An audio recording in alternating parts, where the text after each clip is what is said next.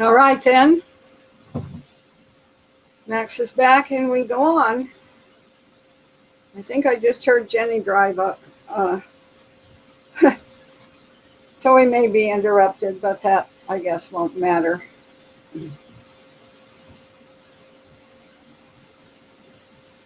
I had to shut my computer completely down and start over. This little girl played on the keyboard, and God only knows what she did, but I couldn't get it undone. I just had to completely shut down and start over. And she did all that in just a few minutes while I was downstairs doing a few of the chores that I do. All right, so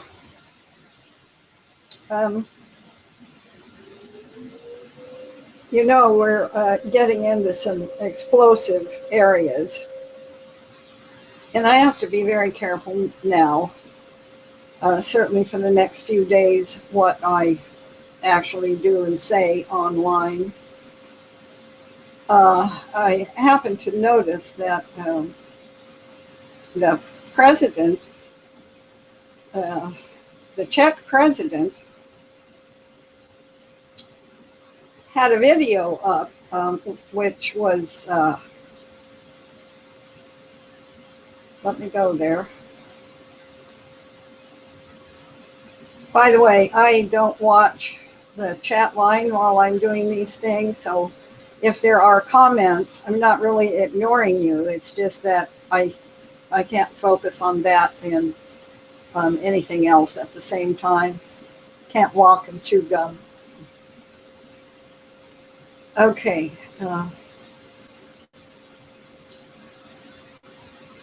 So the Czech president had a video up.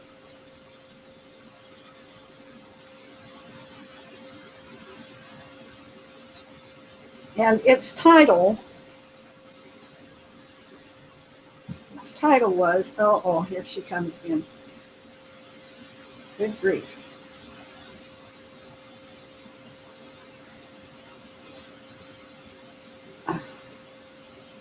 Boy, the kitty really did a job on my setup here.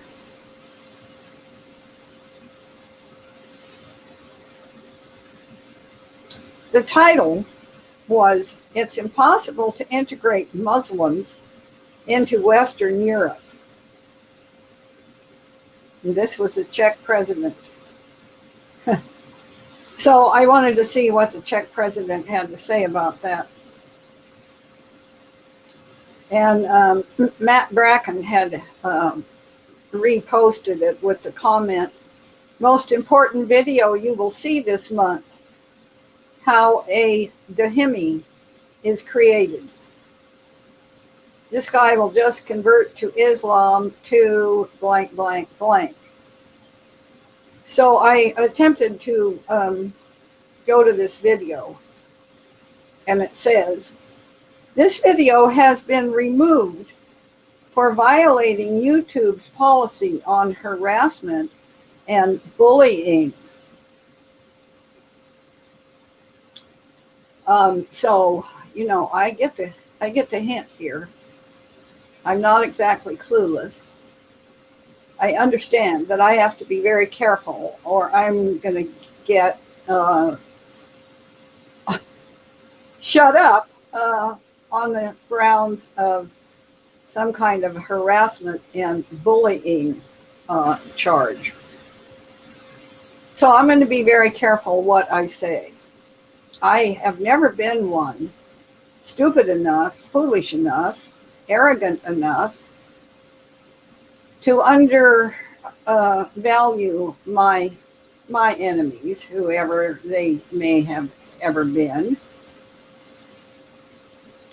I have always very much respected my enemies, knowing that badasses generally do not get any better.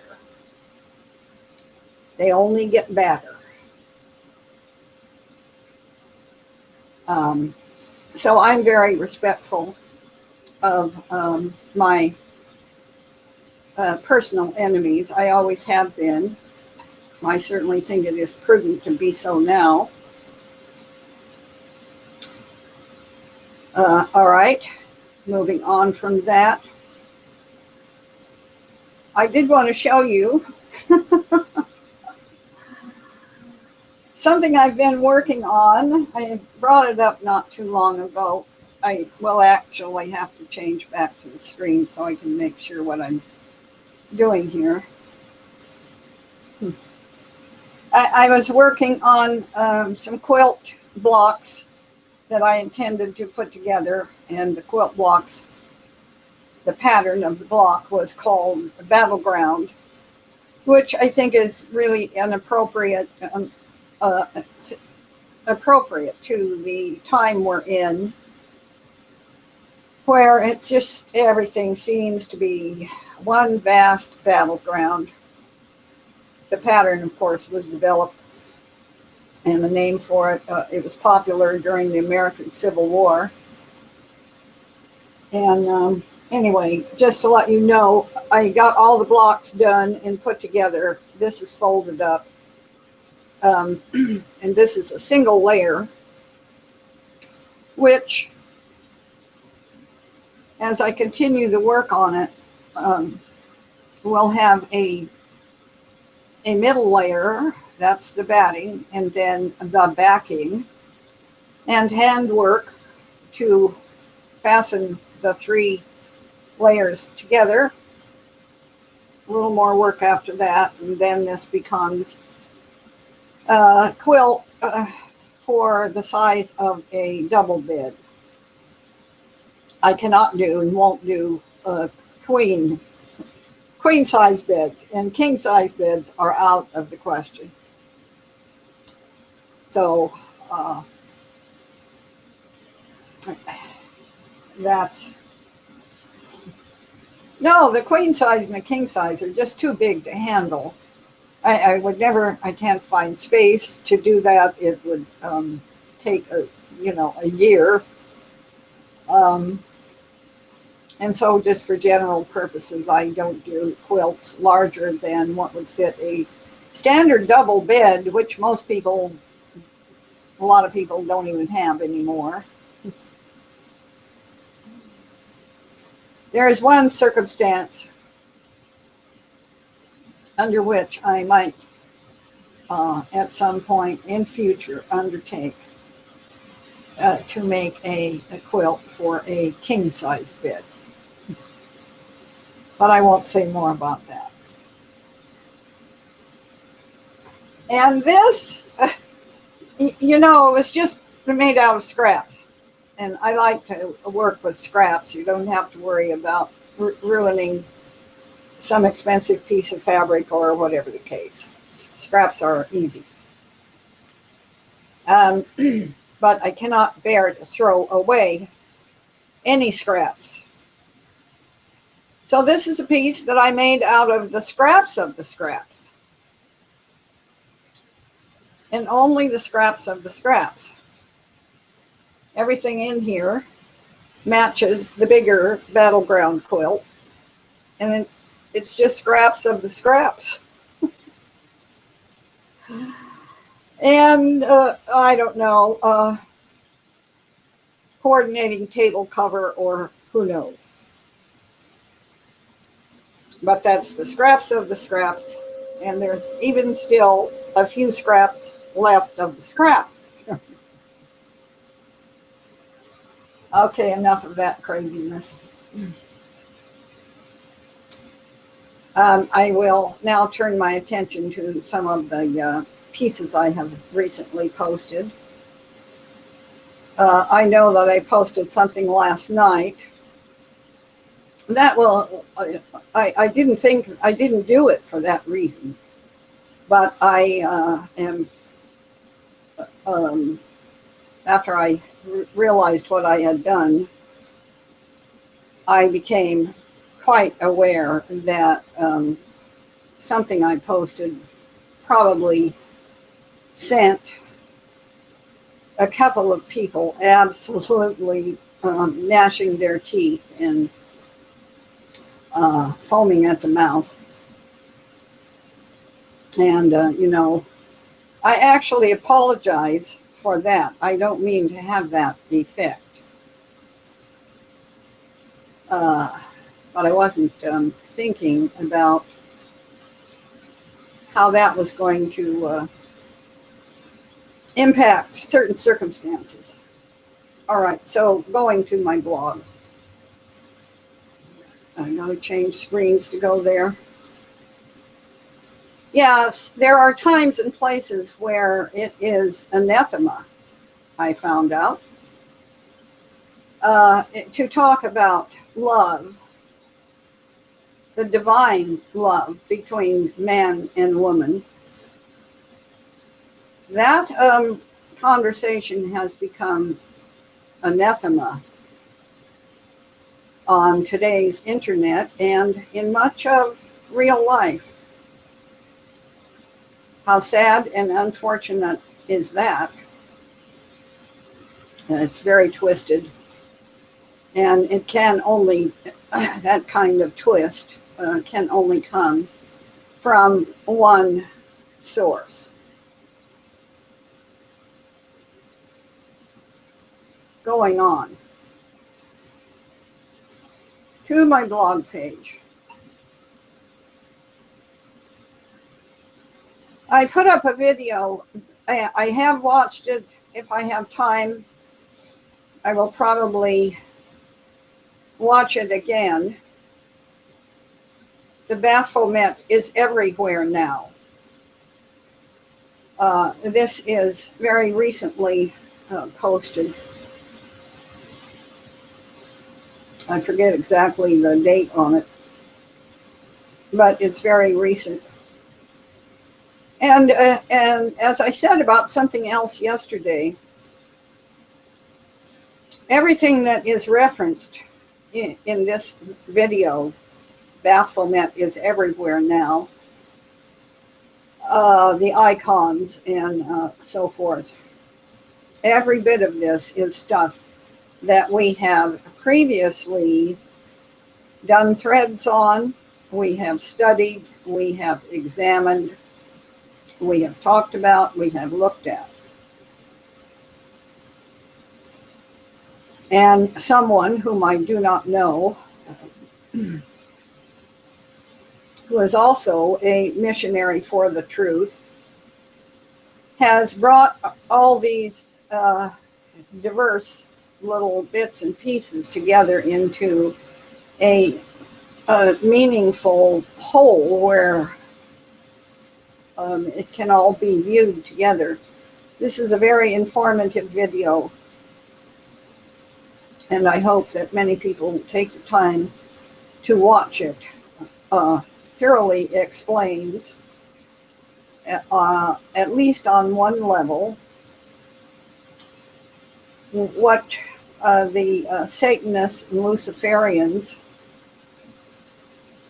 and the whole social force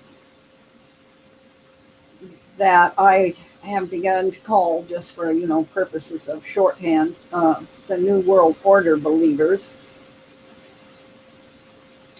It's all gathered up to where you can kind of see all of that. And that's why I put this up here. It's not that it is especially any new information, but it's very well coordinated, and to the best of my current assessment, I believe that it is true and accurate. Going on to the next piece,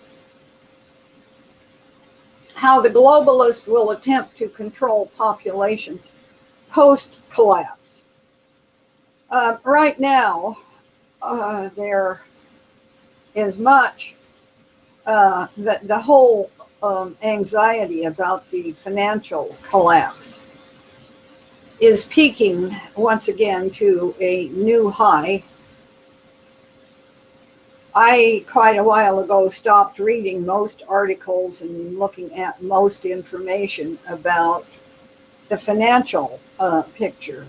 That's over my head. I have never, I don't fully understand how all the big money thing works. And I certainly wasn't qualified, and still not qualified, to sort out what are accurate facts and assessments from the deliberate, manipulated propaganda bullshit. And it was very frustrating, and I dropped, I stopped looking at all of that 3 or 4 years ago. Especially after the great Denarian onslaught, I stepped away from all of that. I did continue to look at Fulford the Ben's articles for quite a long time, and I kept hoping that there was some glimmer of reality or fact or truth or something about Fulford the Ben's publications. But after a while, I even got, I would say just bored with Fulford the Ben. So back to this article. It's very long. It is worth reading. All of it is worth reading. I did actually read all of it. It comes from Brandon at Altmarket, Brandon Smith. But the pertinent part to me came toward the end of the piece. Insurgents have also historically suffered from an inability to strike the leadership centers of the empires they fought, primarily because they did not know who the real leadership was. Only in our modern era do we have the information available to identify the elites and their organizations. And globalists are often very vocal today in media about who they are and what they want. This is why the elites seek to make the next insurgency the last. Never before have they been so vulnerable. I believe the globalists will use their standard strategy of disinformation and division first to acquire centralization. But eventually they will turn to a Stalin-Malaysian model for control on the ground. Previous in this long article, there is a description of how and what and how the Stalin-Malaysian model worked to obtain and maintain control on the ground. So Brandon Smith goes on, I will have to save the specific counter strategies to these tactics for another article. Some of them I probably cannot legally discuss at all. So, even Brandon Smith is feeling the muffler. The most important thing to remember, though, is that the globalist job is harder than our job. They have to control people, property, resources, and mass psychology. And, they have to control that simultaneously all over the planet. They have thousands of variables to take into account, and therefore, there are thousands of situations that could go wrong. All we have to worry about is our own local organization our own moral compass, our own survival, and removing the top globalists from the picture.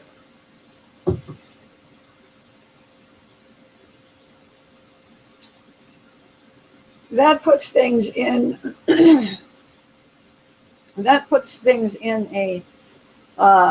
a perspective. And that is a good perspective, I think, to maintain.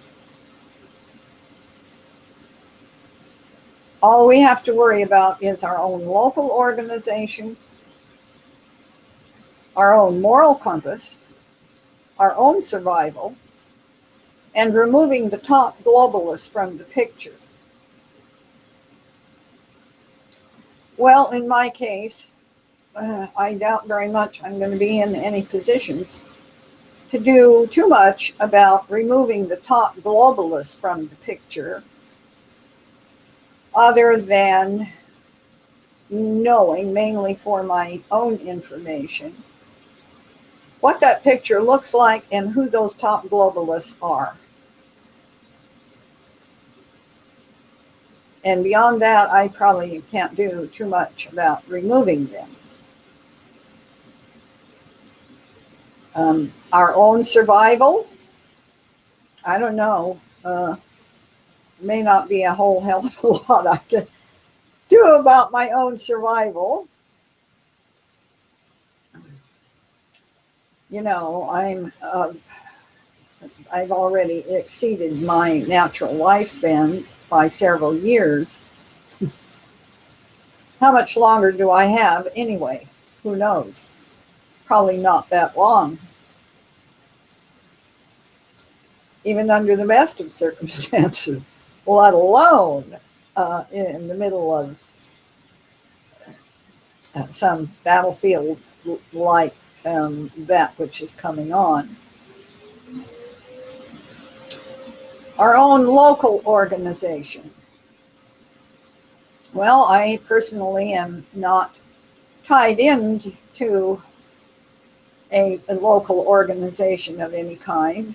I wish I was, but as it is, I'm not, and I'm not in a position to be in one. Our own moral compass. So I guess our own moral compass, my own moral compass, that would have to merit most of my preparation or attention. I have done what I could do, which didn't work out very well, toward prepping and tactical, and all of that. And at this point in time, I personally cannot redo those efforts. That was done. I did the best I could. Not saying that other people should not prep up if they can. And later on, I am going to post a video that with regard to some information along that line, and I will clearly identify it when I put it up on the blog, so you'll know which one I'm talking about. How the globalists will attempt to control populations post-collapse.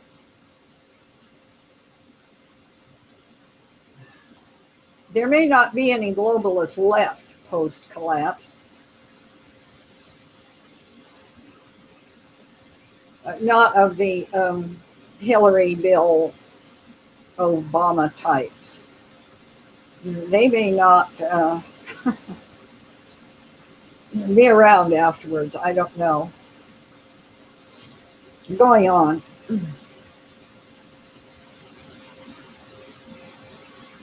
Next piece I put up comes from the Princeton Human Relations Department Oh, speaking of Princeton, this is just a side effect here, little segue. The old horse, who we now call Uncle Princeton, is still across the road, and I can view him outside my upstairs window. I watch them often. Uncle Princeton, the old horse, babysitting the uh, orphan foal, who is about 5 months old, and her name is still Trouble. Princeton is a good old horse. Yes, he certainly is. Uncle Princeton. All right. So getting back, though, to Princeton University. God, I remember one time filling out an application, helping one of my sons during their junior year in high school fill out an application for Princeton University. Oh, that boy was, that one of my sons was highly credentialed, and he received packets of admission material from, I was astonished, all the Ivy League schools and anything and everything else in between. And filling out, he didn't know where he wanted to go or how he could get there, but every evening for weeks during his junior year, we filled out these applications for college admission. And Princeton was one of the universities, and he was actually accepted there, but did not have scholarship money to go, which in retrospect nobody was sad about. But getting back to Princeton's HR department, they've now issued a directive. The Princeton University HR department has largely wiped the word man from its vocabulary. The relatively new policy in effect at the Ivy League institution spells out the directive in a 4-page memo that aims to make the department more gender inclusive. Instead of using man, employees are told to use words such as human beings, individuals, or people. Generic terms and expressions. This is in kind of small print. Don't use average man. Use average person, ordinary person. Don't use best man for the job. Use best person for the job. Layman. Use lay person, non-specialist. Man, when referring to humanity.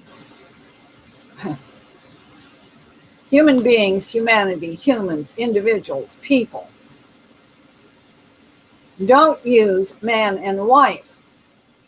Use spouses or partners. Man hours. Don't use that. Say person hours or work hours. Mankind. Don't use that. Use humankind. Man-made. Don't use that.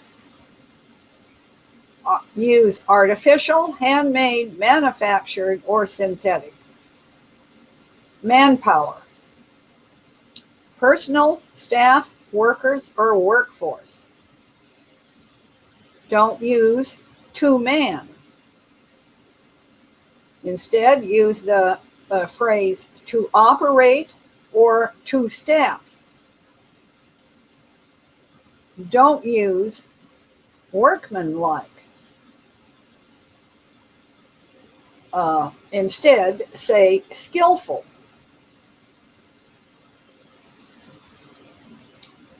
The memo goes on to list a variety of occupations that typically include the word man in them and offers replacements. Business person instead of businessman. Firefighter instead of fireman. Ancestors instead of forefathers, and so on.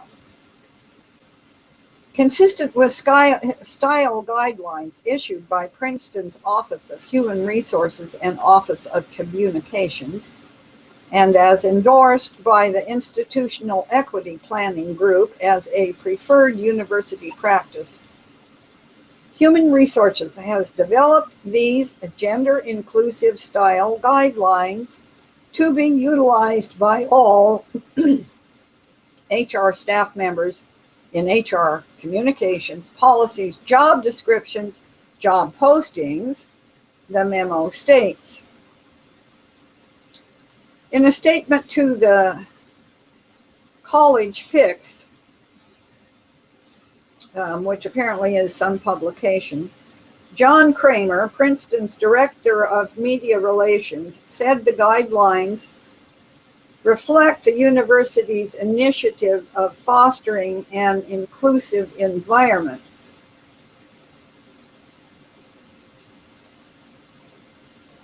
While Princeton's language policy also offers a guide on various gender pronouns for those who identify as transgender, genderqueer, and other gender variant, including Z, Zi, and here, or her, spelled with an I, H-I-R. They and theirs, and I am, er, and himself. This article is up on the blog. What this is about is about eradicating natural males, natural men. Now, I am a woman, and I like men. I have always liked men. I have known some of the worst of them, and I have known one of the best. And I have known all kinds of men in between. All kinds of men in between. For well over 70 some years, I have been observing and studying and watching men. I know a lot about men.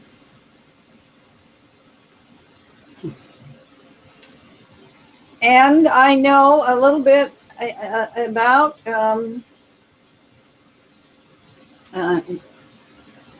I've worked in various places that are not common environments for housewives.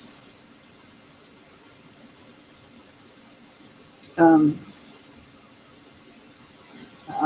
talking about maximum security facilities of various, locked wards, hospital locked wards, prison facilities, county jails. And I will tell you from the things I know and have observed and witnessed and know that the general American public, the straight general American public, does not have a much of an understanding of the warped psychology of the gender confused population.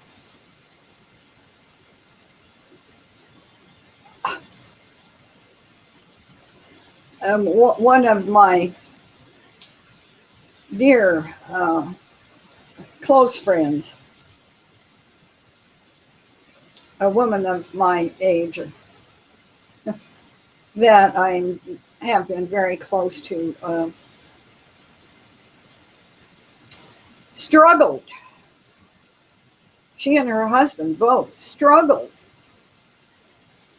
to accept the lifestyle of one of their granddaughters, which included this little girl who had been in one of their, they loved this child. They loved this little girl. She was, if you could say, a favorite grandchild. She was a favorite. Until she got about 19 or 20 years old. And then this happened and that happened and something else happened. And this treasured child got into a lesbian relationship. And you know, I don't know which came first. The drug addiction, the sentence to prison due to the drug addiction and being exposed in prison to the lesbian population. I don't know exactly how this girl's transgenderation came about, but anyway, it did. And her grandparents stretched and struggled with these issues. And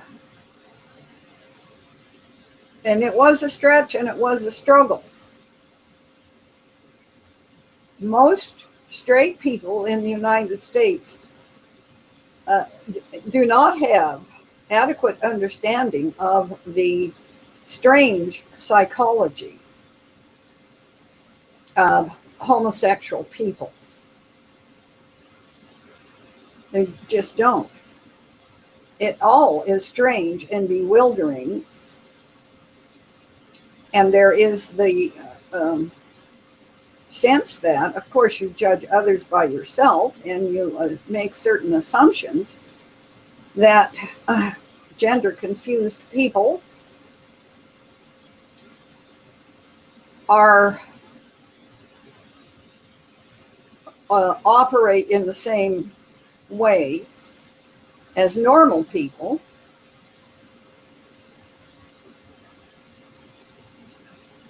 I'm telling you, there is a world of difference. There is an absolute world of difference.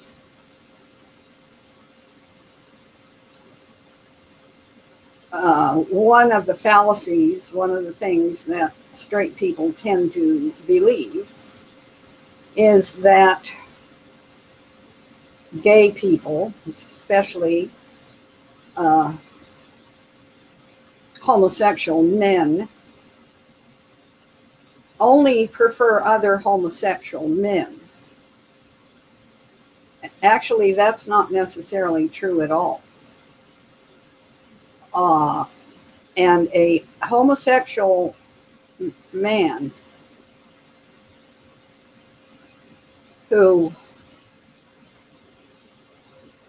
what I'm trying to say here, the episodes involving what you would call a crime of passion, which might take place in normal relationships, is utterly eclipsed by the horrendousness of a homosexual crime of passion. There is nothing bloodier more vindictive, more twisted, more sick than a homosexual enraged one way or another by jealousy over the object of his/her affection. And these things are almost, beyond comprehension for normal people who have not been around this kind of thing. And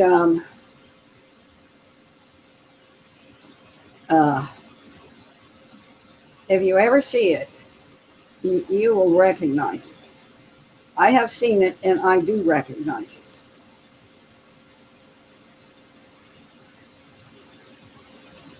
All right, so getting back to this article. Everything funded by the George Soros Foundation, one way or another. I'm just using that for an example, I guess.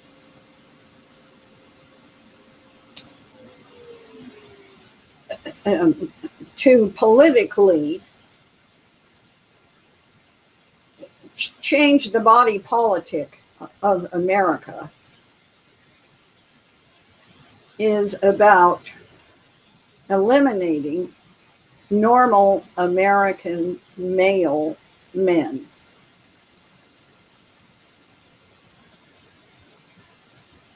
And also transgendering the females into something that no longer even resembles women. These creatures no longer even resemble women.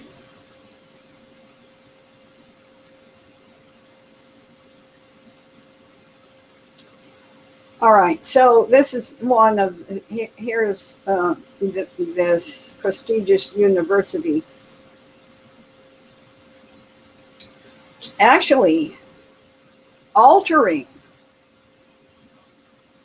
using this impedes upon freedom of speech, even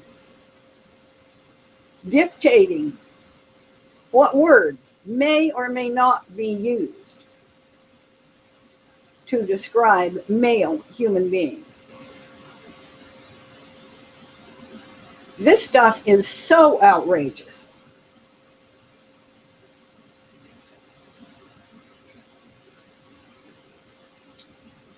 Such policies regarding gender language have concerned free speech advocates. No kidding, Red Ryder.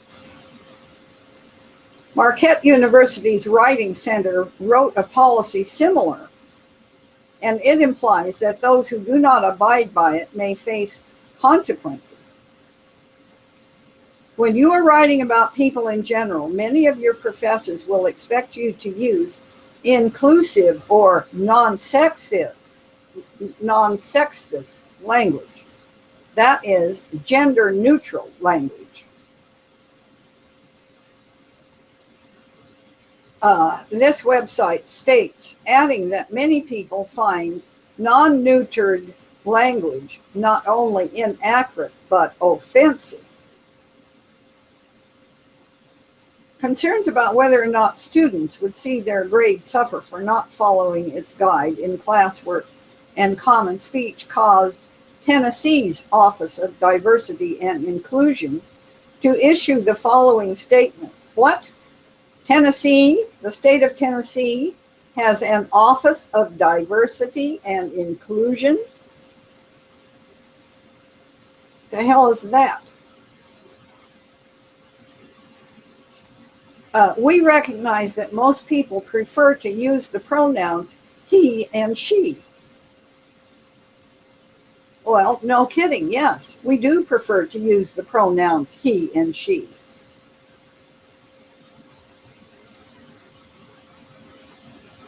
Kramer clarified Princeton's policy in a similar way, saying, these are guidelines issued by HR, Human Resource, developed in cooperation with institutional equity planning group for communication and job posting. Students are not mandated to follow this policy. Huh. All right.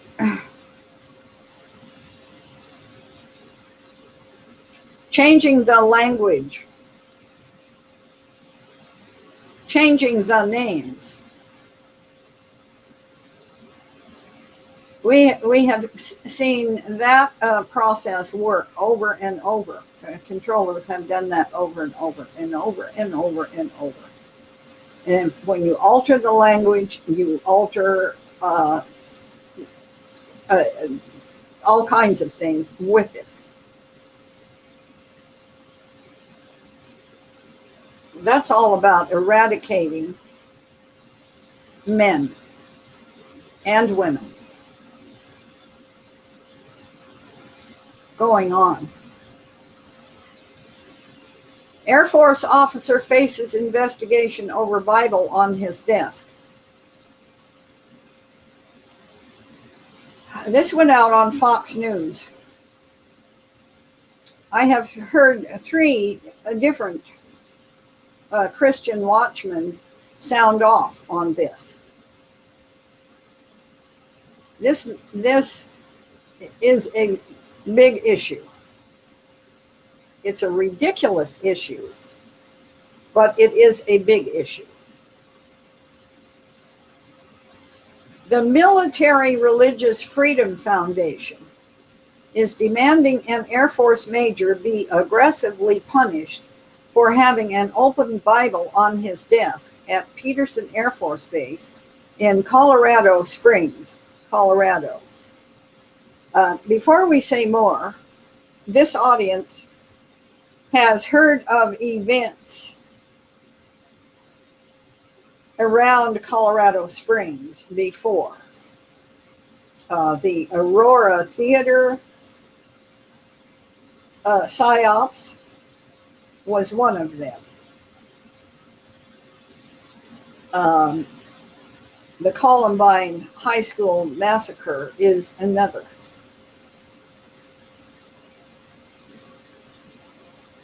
There has been a lot of really dirty, shitty things have gone on around Colorado Springs, some of which have involved the United States Air Force Academy at that location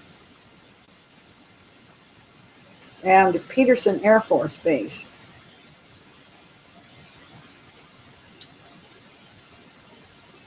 I don't know where this fits in, but I'm going to do a reminder of something. Beale Air Force Base in California was for decades the home of the military's, the United States Air Force's reconnaissance planes. There was a lot of secrecy around those planes, but that was the base home of aircraft that were known affectionately as the Blackbirds. So the Blackbirds flew out of Beale Air Force Base in California. And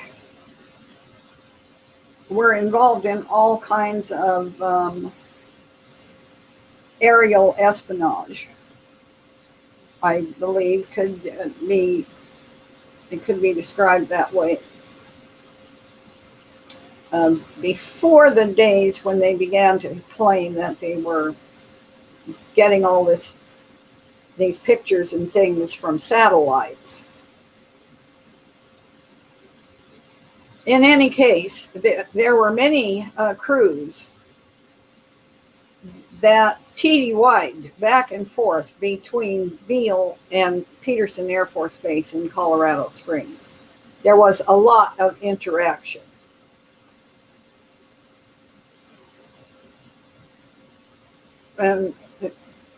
I don't know that there's any connection at all, but I'm reminding my audience that a couple of years ago, about, I even forget what time frame, a year and a half ago, I don't know,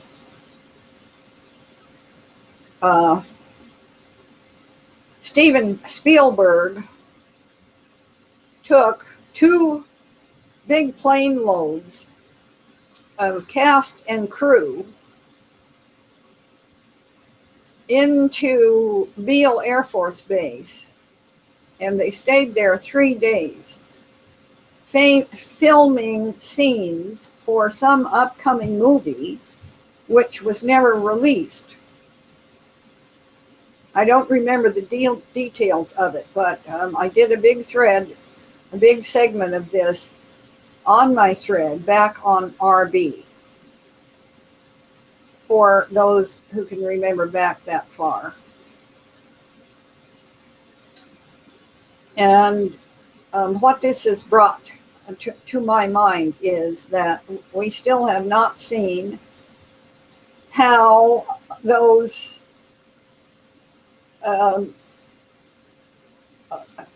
how Steven Spielberg's filming is going to be used. They didn't do it to make a movie.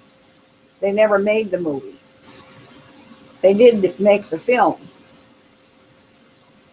And at some point, I think we're going to see that film and be told that it is real. And that's, I think, it's come to me to remind us that that's out there. That's out there. Whether they use it or not, I don't know, but I think they will. It was too big of an operation for them to just, throw it on the cutting room floor. They didn't do that. All right. So going on. This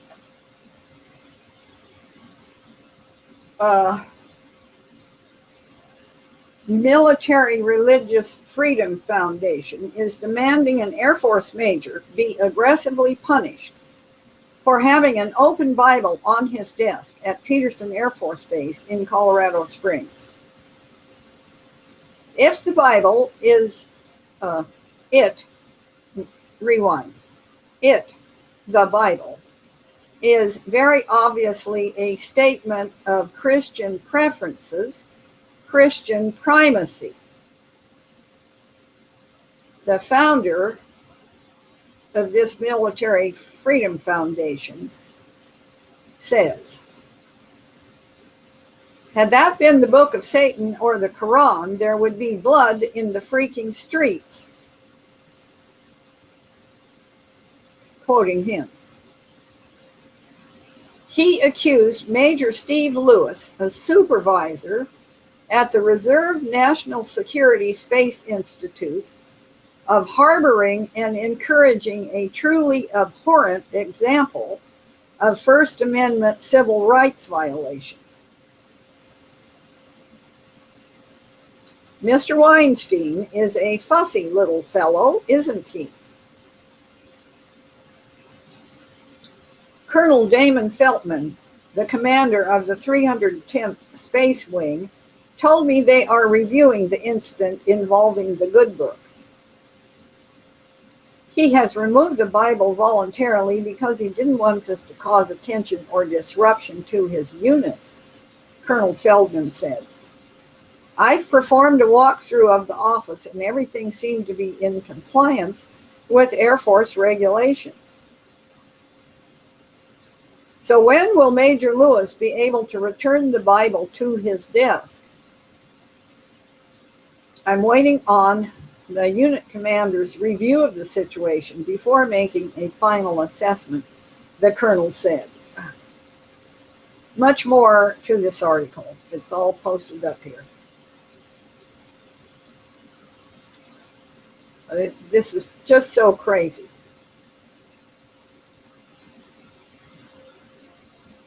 Just so crazy. Weinstein, who earns a paycheck by trying to eradicate Christianity from the armed forces, accused Major Lewis of committing a, quote, repulsive violation of U.S. Air Force regulations, as well as the U.S. Constitution. It's not his desk, he told me. That desk belongs to the American people, to the U.S. military. If that desk was in his home or his car, it would not be a problem. That desk belongs to the American people. What kind of a socialist agenda is that?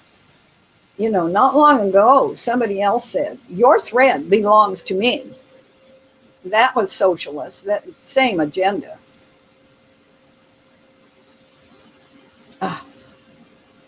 Weinstein fired off a nasty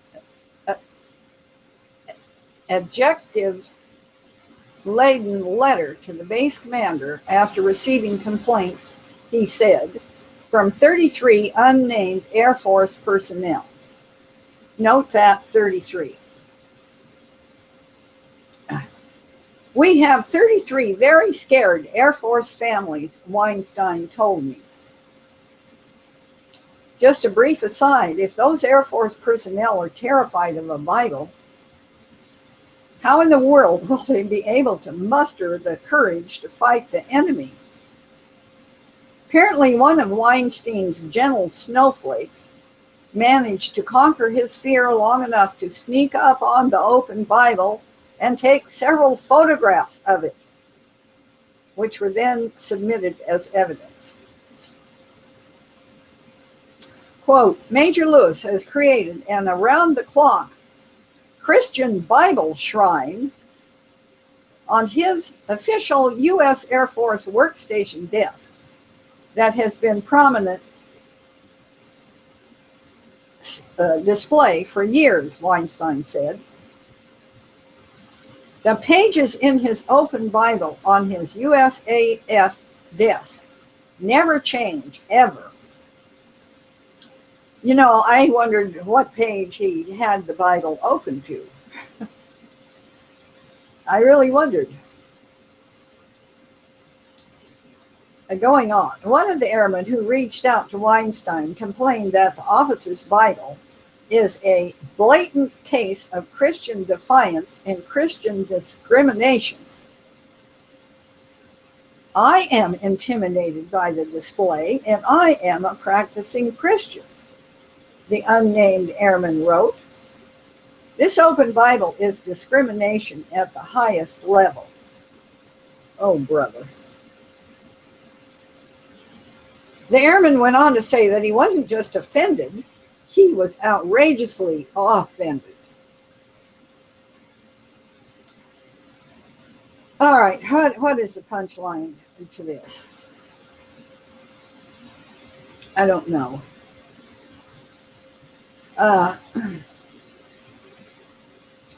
This Mikey Weinstein, Michael L. Mikey Weinstein, is an attorney, businessman, and former United States Air Force officer.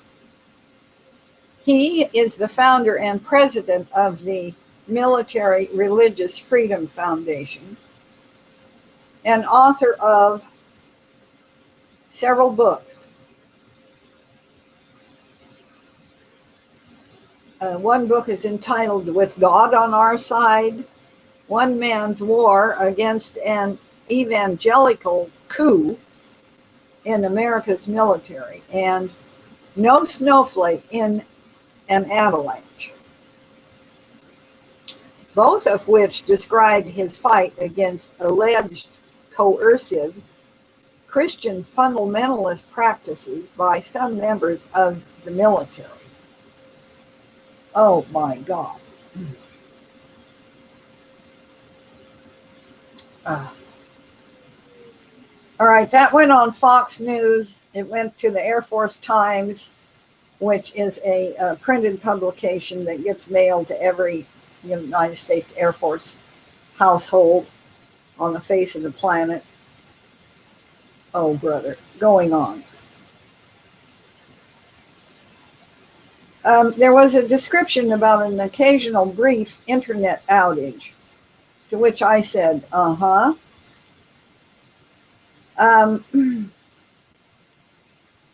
It is being widely reported that Obama has, that the United States is turning over its interest and control in the internet to a global organization, which I presume to be the United Nations. I'm not really sure.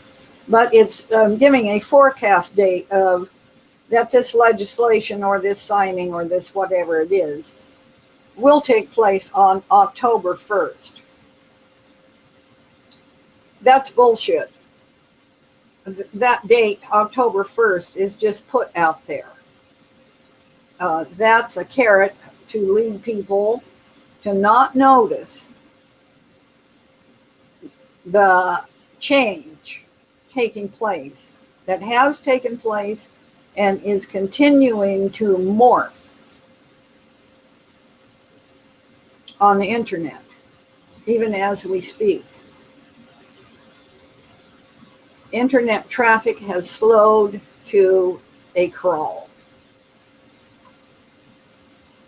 There's bottlenecks. I don't really know what all they're doing, but they're doing something. And it all started about the 12th of May. And I began to complain. If you all remember, it was shortly after the 12th of May, maybe the 15th of May, when I began to complain about my email not updating. And I, officially bitched about the change in my spam mail. Those are minor. But as we gather together all the signs and symptoms that we are seeing all over the world in our own internet usage, you have to get cognizant that they have already done something, a lot. And what we're seeing now on the internet is no way a true reflection of what should be there.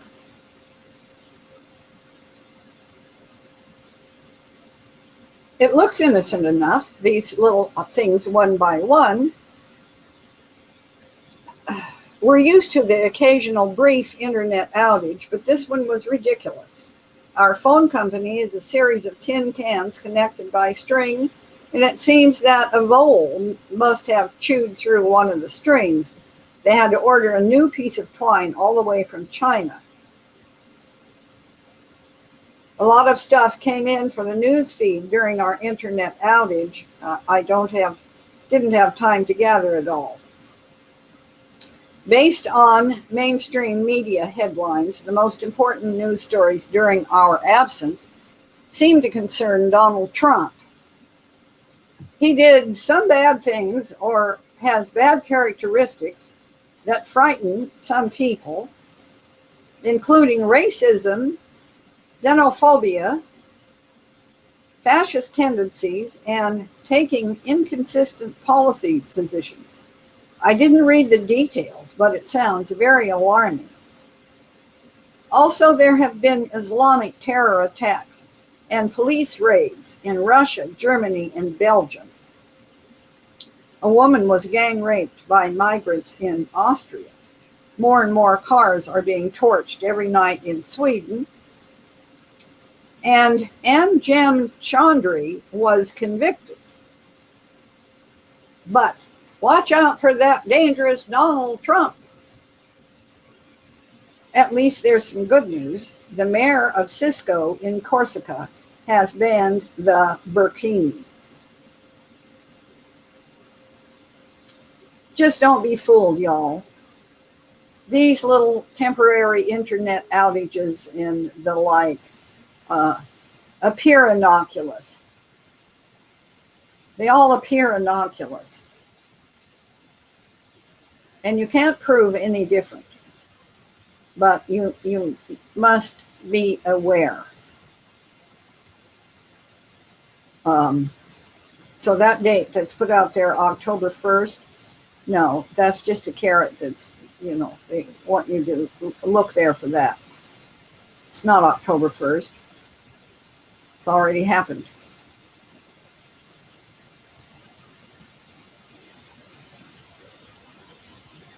All right, let me see.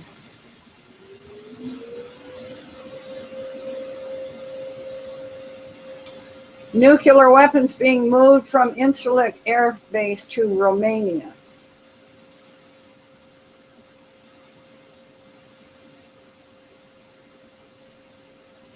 True News has learned through several media sources that nuclear missiles that are housed at the Incirlik Air Base in Ankara, Turkey, may be in the process of being moved from there to a base in Russia, to a base in Romania. Two independent sources told Euroactiv.com that the U.S. has started transferring nuclear weapons stationed in Turkey to Romania against the background of worsening relations between Washington and Ankara.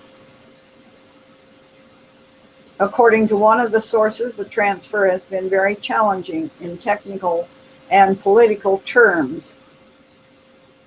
It's not easy to move 20 plus nukes, said the source, on conditions of anonymity. Can anyone say caliphate?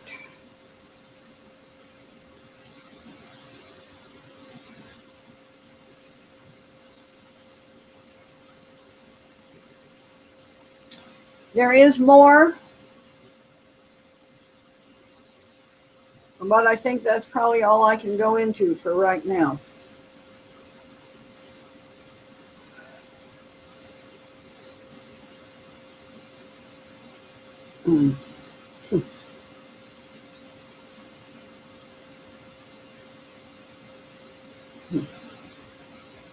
Okay.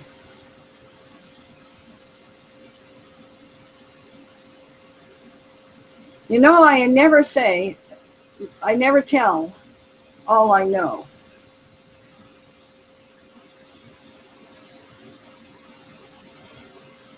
And I weigh the pros and cons, and I wait to be advised. So there's things that I will be prudent enough to withhold. And there are reasons. And no amount of nobody can provoke me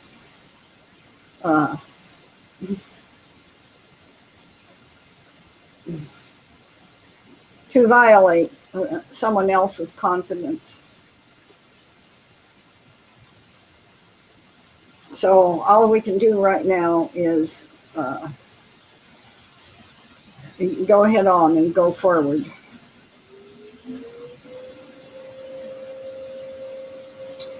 Okay. I will. Remember, you're loved. I know I'm loved. Later, Gator.